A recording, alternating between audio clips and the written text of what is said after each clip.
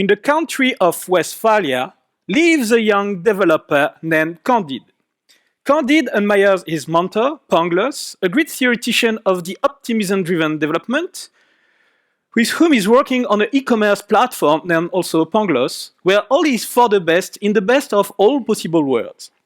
Maybe you know their website, because they are the exclusive distributor of the O'Reilly publisher, where you can find a sample of their book here. My favorite one is Moving Fast and Breaking Things. Just put the technical debt on my credit card, the first one here. And you know what? Candide is really happy about his website because it found it intuitive for their customer. So the user, when he has created his account, he didn't have to rack his brain to find a password because 3 letters were enough, as you can see.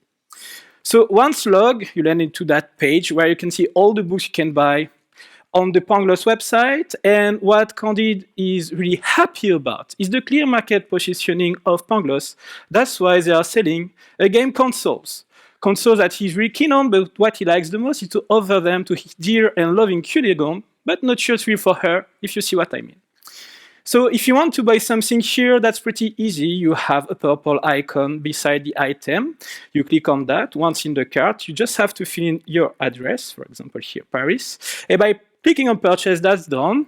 Your order is passed. You land into that order summary page that is helping happy elves in order to prepare the package and send it to your home. Candide and Pangloss hope to see you very soon on their website to make you happy through your purchases. Thank you very much. So as you can guess, I'm not working for Pangloss. My name is Julien Topc. I'm a technical leader at Société Générale, a French bank. And I'm also a member of the OWASP Foundation. Who don't know OWASP? Okay. For those who don't know it, that's a not-for-profit organization that evangelizes on security best practices and also provides security tools in order to help you to strengthen the security of your apps. And the reason why I'm here today is to discuss with you about the most common mistakes we are doing as developers that unfortunately lead to real security issues. Those mistakes, we will go through them with the Pangloss application, and I will demonstrate those the vulnerabilities by performing a live hacking session. Don't worry, we'll see how to mitigate all those. So the Pangloss application is divided into parts. There is a backend made with Java Spring Boot 1.5. Who is still on Spring Boot 1.5? Some people, and a front end made with Angular and Node.js. We will see right now how to get properly hacked. So one day, by discussing with one of his friends, Candide learned that it exists a kind of magical username that can be used on a lot of websites without having to specify any password. He was really skeptical about that, but he asked for his friend about that username, and he gave that to him. So, still not fully about it, decided to try it on its own website. So he copied that magical username, pasted that, so he had to go back to the login page, paste that here, but didn't specify any password, clicked on login, and oh my god, that's working. The worst part of that story is the fact that we are actually logged with the administrator account. How can that be possible? So Candide decided to go through the code, especially in the authentication provider, since they are using Spring Boot and Spring Security. So that's what we are going to do. And as you can see here, they are using a SQL database to authenticate their users. There is a table with the username and the related password. And here there is a magnificent SQL request that is dedicated for the authentication itself. You can also notice that it has been built by concatenating user inputs that comes from the login page with the name and the password. So as the first site didn't understand why it was working, but he had the idea to directly inline here in the name the magical username. And now everything becomes more clear, because that magical username is in fact a SQL fragment. And since here we are using a single string to represent the requests, there is no mean on the SQL side to make the distinction between the parameter of the request and the request itself. So we have changed the nature of that request. That's what we call a SQL injection. So if we try now to reduce that new request, everything after the double dash is a comment in SQL, right? So we no longer need any password to authenticate. How handy is that? So you can also see that at the end of the where clause, we have our 1=1, which is always true. So we can totally ignore the where clause as well. And we end up with select all from users limit 1, which will return the first user of the database. And unfortunately, this is the administrator. That's why we were logged with that particular account. So he was horrified by this. He made some researches to see how we can mitigate that and found the parameterized queries. So what's that? Instead of doing those ugly concatenation, we use a placeholder. Here, that would be a question mark. So I have to replace also the password. And by interpolation, we will inject the user input. I'm restarting the application. With that now, on the SQL side, we are able to make the distinction between the parameter and the request. So now, even if we still put any SQL fragment in those parameters, it won't be interpreted that way. So it should fix the SQL injection. To check that, I restarted the application. We will go back to here, the login page. I'm pasting here the magical username once again, opening the developer tools. So maybe now some of you are asking why I'm using Edge. No? You will see. Don't worry about that. So here I will filter for XHR. I'm launching the request. And you can see that I'm no longer able to log. So we have fixed that SQL injection. So beware that whatever the technology you use, each time you're writing a request by concatenating user input, you are offering to hackers a remote command line interpreter. So stop doing that and use each time the equivalent of the parameterized query in your technology, because it's working also very fine with NoSQL technologies as well. So that SQL injection made Candid realize that hackers were able to do stuff he cannot even imagine on his own software. And he knows that in the Pangloss application, they are storing the password of their users. He don't want the hackers with a new magical mean to be able to retrieve those passwords. Or at least, if they can retrieve the content of the database, he wants to make sure that they won't be able to use those passwords. So he explained that to his master Pangloss, who told him he was worrying too much, because in the Pangloss application, they are securing the password by hashing it before storing that inside the database. Really, said Candid, I didn't see such mechanism in the code. What kind of hashing function are we using? So he told him, we are using the most spreading function in the industry. You know which function we are talking about? MD5? That's not MD5. No, that's the HRE. You don't know it? That's weird, because that's the human readable encoding that is also known as clear text. And maybe some of you are saying, serious companies are not doing that in production. No, no one's doing that in production. So that's an article for March this year. I don't remember who said lately that future is privacy, but here we have Facebook that in March was still storing some password in plain text. So in fact, they were not storing that in database. They were logging that in their monitoring system, which was bad also. But maybe you're laughing at them, but no one here ever created a user class, add a password attribute, then generated a toString, or even better, use Longbox, and passed that instance to a logger. Never happened, right?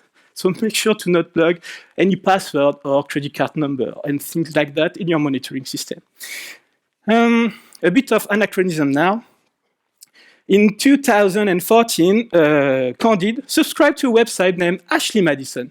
Who knows that website? Oh, there are some people who dare to raise their hand. For those who don't know it, let's say it's dating websites, but specialize in extramarital relationships. So it looks like everything is not for the best, in the best of all possible world, with Cunegon. So at the first time, he was really scared about it, to subscribe because he don't want people to discover, for some obvious reason, that he was on that website. And he was especially afraid about possible data leak from Ashley Madison. But Pangloss, once again, told him that he was worrying too much because he knows some developers out there. And they are doing the things well because in the way they are hashing the password, it starts with MD5. MD5, that sounds complicated, seems to be secure, he's reassured, and subscribed to the website. But 1 year later, the hackers attacked the poor Ashley, and they retrieved the content of the database. So for his personal information, he was screwed. But what's about the password? Because no one here is using the same password on several websites, right? No one. So maybe you will say, that's hashed, right? So they won't be able to do stuff with that. That's true. But to the great displeasure of Candide, he learned that the hackers, helped by the rainbows themselves, were able to find back the clear text password. So I'm not talking about real rainbows, I'm talking about rainbow tables. So you have to see that this is a security technique, and you have to see that like a big pre-computed table of hashes that behaves like a reverse function to find back a clear text, or a clear text that collides on the same hash. If we have time, at the end of the talk, I will show you how it works. This is working really fine with MD5, SHA-1, SHA-2, and in some cases, SHA-256. So Candide learned the hard way through a divorce that MD5 is not secured enough. So since he doesn't want his own customer to have the same displeasure on its own software, he made some researches and found an algorithm named bcrypt to handle the password. So bcrypt has a characteristic that doesn't have SHA-256, and I will show you that through this little program here. So here I'm using a bcrypt password encoder that comes from Spring Security. If you're not using Spring, if you're not in Java, it also exists in other frameworks and languages. And here I'm grabbing all the passwords of the Pangloss application. In those passwords, you have the administrator one, but you will never find which one this is. So those passwords, we will encode them 4 times each using the password encoder here. And right after that, we will verify that the original password is matching with the hash, with that line here. So maybe you're wondering why I'm doing that 4 times for each password. But you will see that, in fact, with bcrypt is not predictable. So for the same input, it will generate different outputs. It's not predictable because it embeds by default a salt, which is not the case of SHA-256. You can add it in SHA-256, but that's not bundled in the algorithm.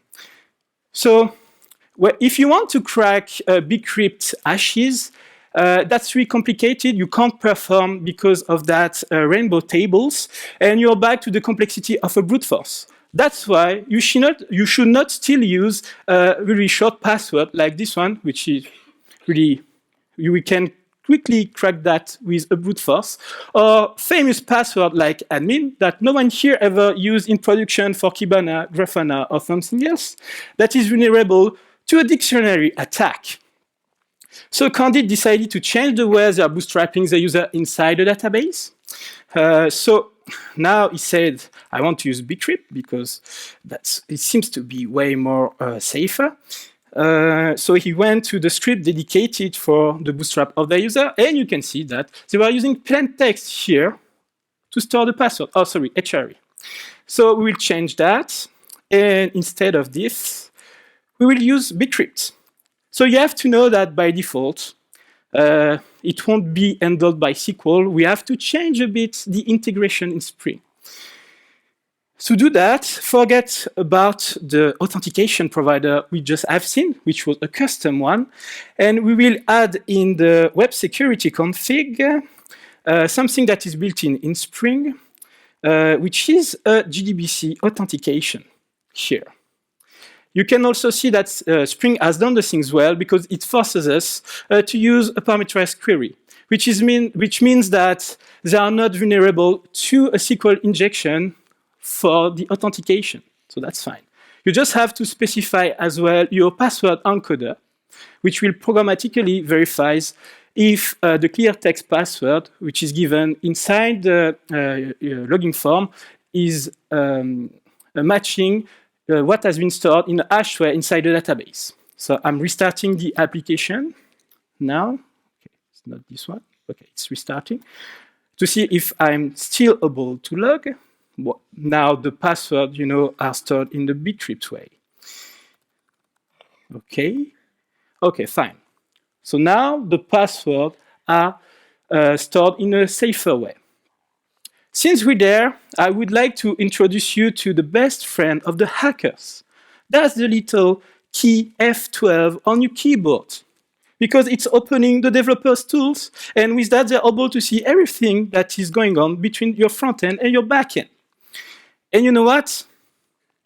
They know REST, they know HTTP. So they know that when you have an endpoint named items, it's supposed to be the one that is helping your front end to retrieve all the items you are going to sell on your application. And they know that basic REST, you do get/item/an ID, you'll be able to retrieve the content of that item. But what if instead of a get, we're doing a delete? That might be fun, right? So it should, by the way, suppress something from the database. Let's try this if it works. So here, I need an ID for that. I will use this one. Expert Excuses for Not Writing Unit Tests. It's a good book, by the way, if you didn't read it already. It corresponds to the giraffe here on the left. I prepared that request on Postman, so I'm doing a delete. I'm using here the ID, and to show you that I'm not cheating, I'm using a standard user. So when I'm sending that to the backend, oh, that's working, fine. So it says OK, and here I have the content of the resource. So it seems that it has worked. So let's be back here. The giraffe should disappear once I have refreshed the page. And it has. So it might be obvious, but that's a really common issue in security.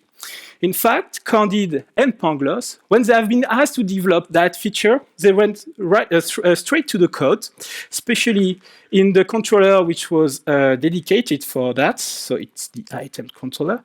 And they called the repository, called the delete, and so on and so on. But they forgot to think about something, the personas. And personas are not dedicated to UX. It's also really important in security.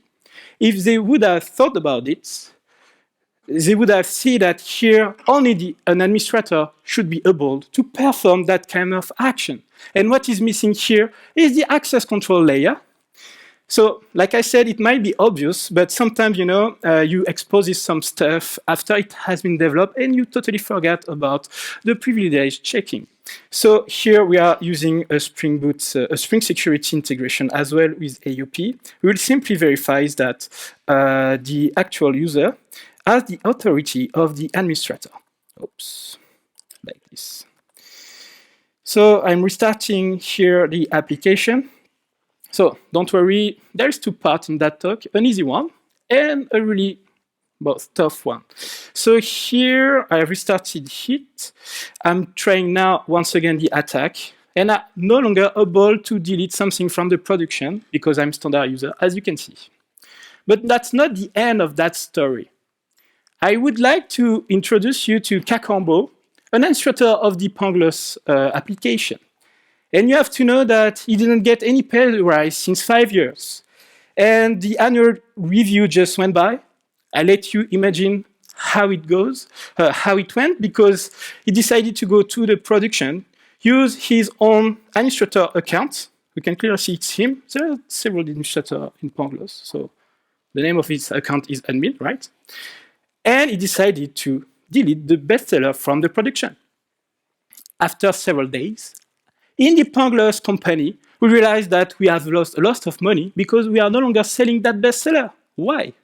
So Candid and Pangloss went through the log to learn about the truth, and this is what they saw. So for each action that has been made here, we have the timestamp, the nature of that action, delete, and so on, and then the HTTP status. But there is no mean to know who has done what. So they went to all the administrator. They asked if they have done something, because now they are the only one able to delete something from the production. And everyone denied, including Kakambo, who has no interest to test the truth. In security, that's what we call repudiation, when a user is able to deny that he has done something. What is missing here is simple, the information of that user. We will simply add it in the application.yml, so the configuration. I will just change here the access pattern, and we will add the user ID. So I'm using the user ID and not the username. Do you know why? Exactly, GDPR. Because now with GDPR, if a user, if you are American, maybe you don't care about it. But if you are European, in GDPR, a user, if it asks about you, if he asks you to forget about him, you will have to delete all his personal information from your system. And if this is everywhere in your logs, how will you do that? You will suppress some logs. That can be a real nightmare. By using a user ID, you will be able to anonymize the user inside the database and keep your logs. That's also why you should not use personal information like an email as an ID. So I have I have once again done the attack. You can see now we have the user ID. So no repudiation is possible now. If several users are not using the same account, like the administrator, but that's another story.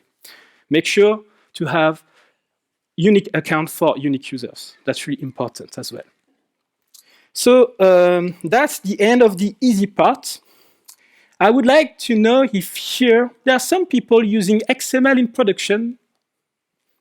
Yes. Okay.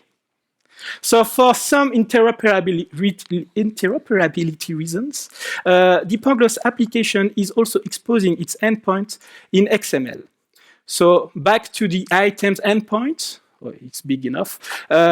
Here, I have to specify a category ID if I want to retrieve the related items. Here, this is a books category ID. And with that, I will retrieve all the books in XML. That's fine. Okay, great. Remember what the hacker did at the beginning with the HTTP method?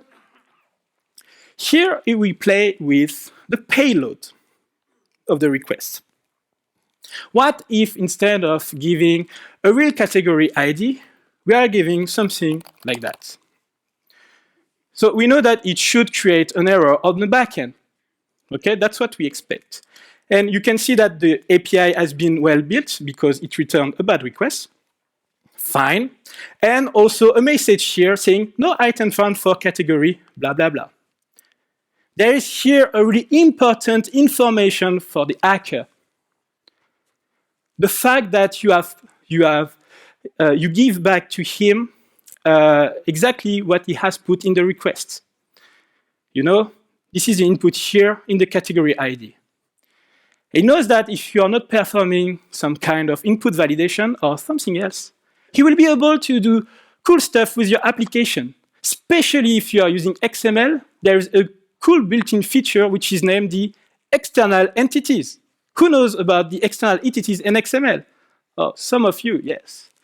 So you have to be scared about that, and I will show you why. So here, I have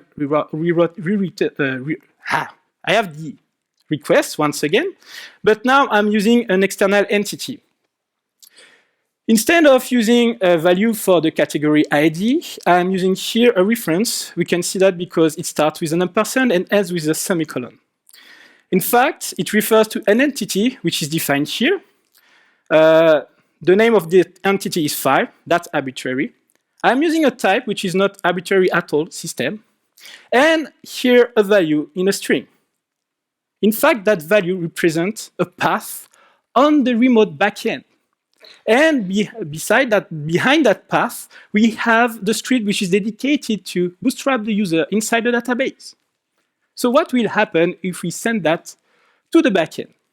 We can easily expect that an error will be generated because It seems that he won't be able to resolve that kind of category. And that's the case. We have here the bad request, as you can see. And we will have also, the error message. No item found for category. Usually after that, you have the category ID. But that time, we have the content of the file. And fortunately, Candide has changed the way they are bootstrapping the user, so now they are using bcrypt. Otherwise, we would have retrieved the password in plain text. That's why that kind of file, you should not store it with your application. That's why in your configuration, so basically here, the application.yml, because we are using Spring Boot, you should not store clear text password, or even better, the path to retrieve the private key of your SSL connection, because they will retrieve all those. If you want to bootstrap that kind of secret, you should use tools like HashiCorp Vault. So I won't talk much about that because it's pretty long to set up. I have some link in my slide if you want. But here we will see how to mitigate the XXE attack, the XML external entity, to prevent the content of the file to be inline here in the response. So I would like to show you something first. Here, this is the configuration of my XML serializer. I would like to ask you if you see anything suspicious in those lines. No? Sorry?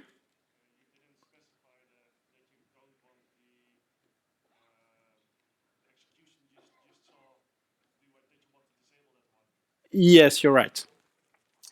But I will explain that because that's the right response. But you just seen my talk in the previous session, right? So here we are using an XML mapper. If you know Jackson, that's the equivalent to the object mapper. That's the XML serializer. And you have to know that by every XML serializer are relying on an XML parser. And a good XML parser has to implement the XML norm. And in the norm, you have the external entity.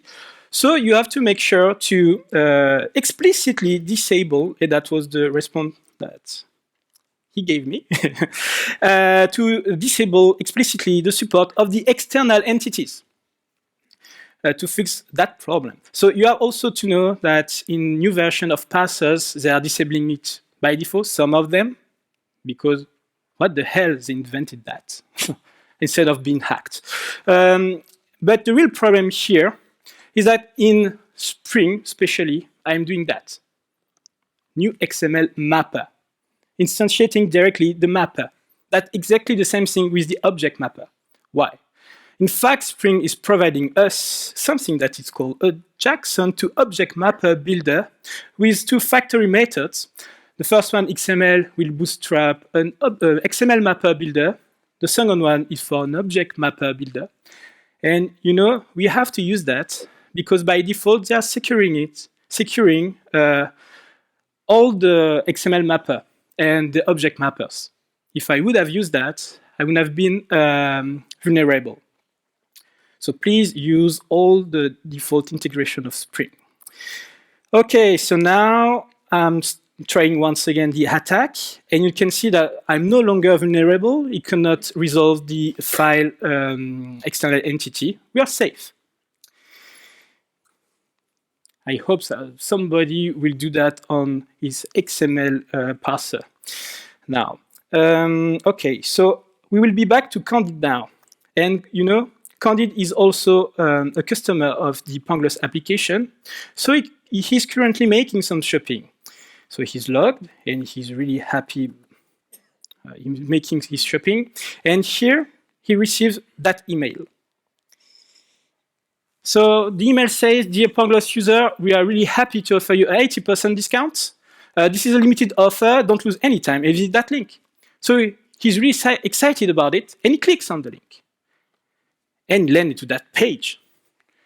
So for now, we'll just ignore the logging form in the middle of the page. That's for later. And Candide is really disappointed. How can he use that discount? There's no code anywhere. But you know what? The real surprise will come several days later. By checking his banking statement, he will discover that he has lost a lot of money from a Pangloss order he never did. Because in fact, it just gets hacked. That email is what we call phishing. It's using the Pangloss look and feel to make people think this is an actual email from the company. There is a nice here call to action, which will lead the user on that page, which is in fact hosted by an evil website. How do we know that's evil? Because this is written in the URL, as you can see here. Usually it's not that obvious. I will show you what happened when someone landed to that page. Okay. So here I'm opening once again the developer tools. I have to do some filtering. Let's refresh the page. And you will see that, in fact, we have some requests that are sent to the backend of Pangloss. To simplify everything on the local host domain, let's say that this is the official domain of Pangloss. And why do we have those requests? Simply because in that page, if it may, in that page here, you can see that when the body is loaded, on the load of the body, we are calling a function. That function is inline here in the script tag. You can also see that hackers are following the clean code principle. That's why the function is properly named, hacked. So we know what it does.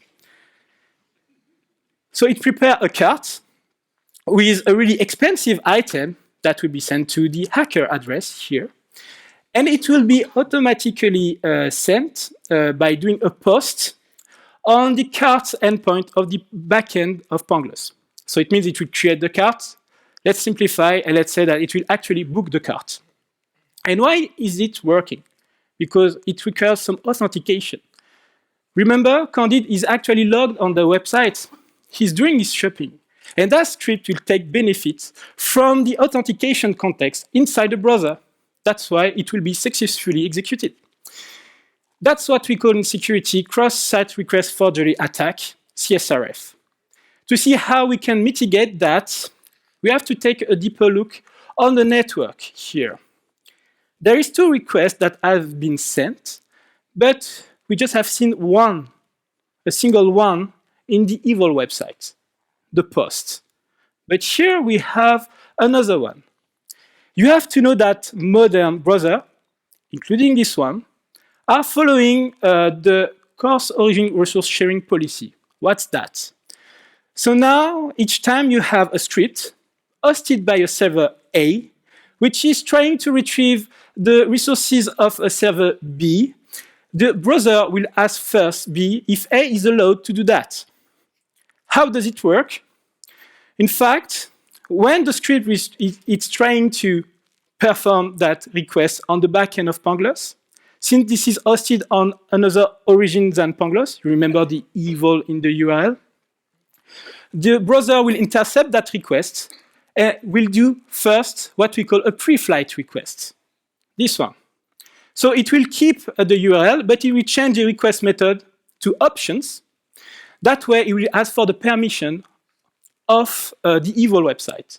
It will also set some headers that are not accessible from JavaScript, like this, the origin, saying, OK, Pangloss, I have the evil website here, which is trying to perform a post through the access control request method on that URL.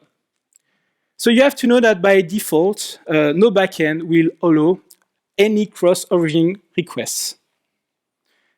But here, seems to work, because we have an HTTP status set to 200, and the backend responding with those headers.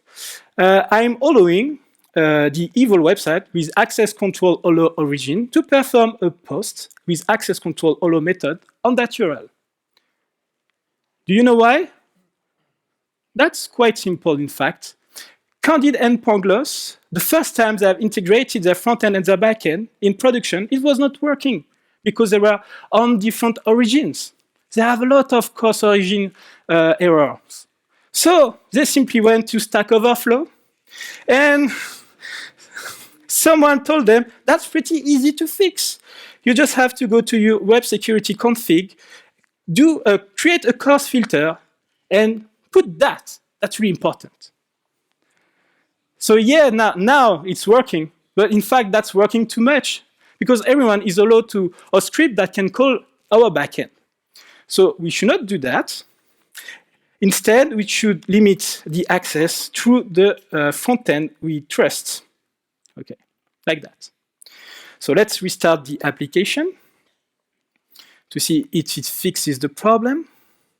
So I have to log back because I'm performing some authentication in the session. So each time I restarted the application, I'm losing it. Okay. And now you will see that in the evil website, only one request will be sent. This is the pre-flight request, but that time, the backend is denying. It doesn't allow the evil website to perform the post. So we are safe. In fact, not totally, because the cross-origin resource sharing policy was not aimed to fix that problem. So let's be back to that logging form here. Remember, now, this evil website is now allowed by the cross-origin resource sharing policy to perform some requests on the backend. But you will see that here, if I'm trying to log on the Pangloss application through that logging page on the evil website, it will work. So I've successfully authenticated, and you can see that the request on logging worked. Why? Because in the cross-origin resource sharing policy norm, the pre-flight request should not be done if you are not doing AJAX, but a direct HTTP call. That's why I had to change here the filter. It was XHR. I disabled that. And when the content type is set to form URL encoded, it also works with plain text, and I don't remember the third one. So that's why we were able to log. And you know what? That's working really fine with Edge. That's why I'm using it here. That's working really fine with Firefox, but it doesn't work with Chrome. Google has chosen to go further the norm and perform more security checks. So that's the second flaw of the way we have fixed the problem. We are relying on the implementation on the browser. So to fix that insecurity, we have what we call the Synchronizers Token, CSRF token. That's pretty simple. On the back end, we will generate a secret. That secret will be sent only to the front end we trust. Then the front end will have to pass back that secret each time it tries to modify a resource. Meaning each time it tries to perform a put, a post, a patch, or a delete. On the back end, if the secret is missing or invalid, the backend will deny to process the request. Before it was just saying, no, I'm not allowing the guy. But if he sent the request that's working, that time when you are trying to do the request itself, the backend will deny to process it. So I think there are some people here using Spring Security in Spring Boot, right? Yes? And maybe you know that by default, the CSRF protection is activated. But when they tried once again to integrate their front end as a backend, they had a lot of CSRF error, and then simply went once again on Stack Overflow and did that. That's annoying, right? So we should not disable the CSRF protection because of the vulnerability we just discussed about. But you have to know that it won't work here. The default protection of Spring Security expects us to render the HTML page in the Spring context. So Spring will be able to inject that secret in the HTML page. That's not possible here since my frontend is served by a Node.js server. So how can we do? Luckily for us, Spring and Angular are supporting by default the exchange of a CSRF token through a cookie. So you have to know that if you are using React, there is a community plugin that is doing that. It's not built in, but you can do that with React as well. So we just simply have to change here the way we configure Spring Security. We'll specify that we want actually a cookie CSRF token repository. But all the cookie will have one characteristic, which is important. HTTP only will be set to false. Why? Usually in security, we prefer to use HTTP only set to true. It means that only the browser will be able to use the cookie, not the JavaScript part. JavaScript is evil, right? But here we have to set it to false, otherwise the built-in integration of Angular won't work. And you can also see that in Spring Security that the only way to bootstrap that kind of cookie CSRF token repository anyway. So to make that explicit, I have here a CSRF controller to be able to exchange that secret. And you can also see that I'm limiting the usage of that to the front-end at rest. If you know Spring Security, this is redundant with the previous course filter we have set. It was just to show you that you can do some fine-tuning on each endpoint. Okay? So let's now restart the application to see what is happening in the case of a regular user. Okay, sorry. So now when a user is logging to the application, so I have just to trash the cookie.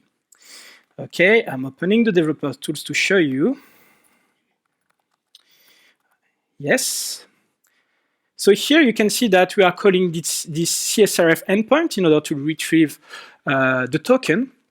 And the backend will ask the frontend to place a cookie here with the secret inside it. The name of the cookie is XSRF token. I don't know why it's not a C, but it's like that. And then the frontend will have to pass back that cookie each time you want to do a post, a patch, and so on. You will see that the next request is the login, and that's a post basically. And here, Angular will automatically set the cookie and then also place an header with the same value. I won't explain why here. And then the backend will retrieve the secrets. It will verify that this is what he expects. That's the case. So it allows the request to be processed. What is important here is that since we are doing a logging, it will also generate a new secret. This is also what it's doing with the session ID. This is to avoid what we call token fixation. Exactly the same thing as session fixation if you know it. But I cannot talk much about that here. I don't have time. Just to let you know that it will change after a logging that secret. So now let's come back to the evil website. You have to know that that cookie will be limited to the Pangloss domain. So here you can see the value of the secrets in the cookie, but if we are back to the evil website, we will not have access to the cookie. Okay? So now when I try to log, I get an error. It says there is no CSRF token. You can see that now the backend is denying the post. And now we fixed the CSRF attack. Fine. You remember the magical username? Yes? So what if we were using in the application here a magical address? That address, I prepared it inside the code here. I will show you. It's there. So it starts with an actual address in Paris, and then there is a tag script. In that script, we have back our hack function. What is trying to do that hack function? It retrieves the current URL of the cart and prepare a patch on that URL, meaning it tries to modify the actual cart. You also see that it tried to simulate what Angular is doing for the CSRF protection. It tries to retrieve the cookie, the XSRF2 cookie, and set a request header with that. So for now, it doesn't have access to the cookie, so we are safe for now. After that, we have the payload of the attack. This is a JSON patch request. So it tries to replace the address in the resources and set it to the hacker address, as you can see here. That hack function will be bound to a button on the other summary page, as you can see here as well. So it will be executed once someone hits the button. So it might sound complicated, but I will show you that's pretty simple in the execution at least. So I'm adding something here in the cart. I'm passing that magical address. Clicking on purchase, I have the other summary page. You can see here the beginning of the address only, the address in Paris. But in fact, in the page, you will see that we have everything. The script is there as well. Because when we have stored that, when we paste that magical address, it has been stored by the backend with the script. And then when the frontend is trying to render back the address, it renders with it, it renders inside the page that script. So the script now is served by my own website. It means that he has access to the CSRF token in the cookie, because he's allowed to do that. And he will bypass the coarse origin resource sharing policy. To show you that it's working, I will click here on back to shopping. So that's the normal behavior to be back on that page. Remember the beginning, the address was an address in Paris. If now I'm back to the other summary page, this is the address of the hacker. And we just performed what we call a cross-site scripting attack. We have injected some JavaScript to hack the front end. So how to mitigate that? There are several means to that in the front end, but I will show you how to mitigate that in the back end. That's really important to do that because sometimes you're not the one which will build the front end. And in security, that's really important to not be a vector attack. So we will go where the address is stored, here, and I will perform what we call input validation. I will make sure that the address will be safe HTML, using Hibernate validator integration. So it means that I cannot store inside the address the script tag. Let's see if it works. I mean, if it fixes the problem. Okay, let's be back to the application. I have to log once again. Okay. Now I'm adding something in the cart, opening the developer tools. Let's see what will happen on the network. I'm passing the address. You can see here there is an error message. Now the patch will return a bad request, and in the error message it says forbidden HTML characters detected. So we have fixed that cross-site scripting attack. You have to know that when you are vulnerable to JavaScript injection, all the other security measures usually falls. So beware to each time verify all your inputs, even if it doesn't come from a user. That's really important. I would like to know now if some of you are using Spring Data REST. Yes. Cool. I have something nice with Spring Data REST. So here I will prepare a cart. Okay. So by default, when you create a cart, there is no address inside it, as you can see here. Now I will add an address.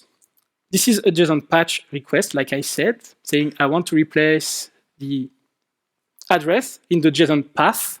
I have to provide a JSON path here with that value. Okay, fine, that will work. But what if instead of giving a valid path, I'm giving that?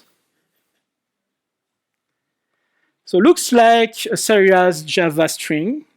What will happen if I'm sending that to the backend? So what should do that little function? Opening the calculator. Okay, let's see what will happen. It opens the calculator on the back end. How cool is that feature, right?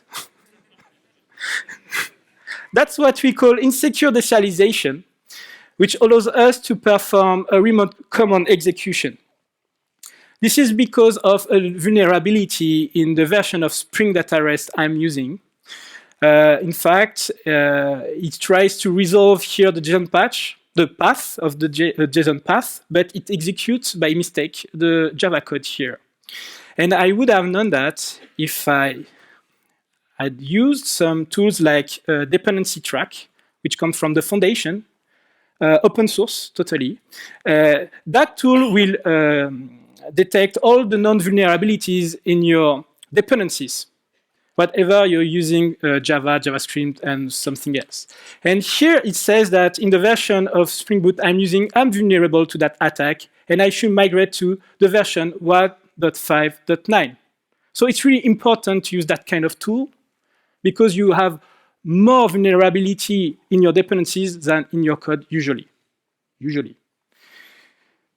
So what I just showed you is the top 10 of OWASP of the most common mistakes we are doing as developers. You can click here on top 10. You have more information about the vulnerabilities. The real last thing, if you have only one thing to take away, is that this is a really good article that will help you to strengthen your application. So I'm strongly advising you to scan that. And then that will be the end of the talk.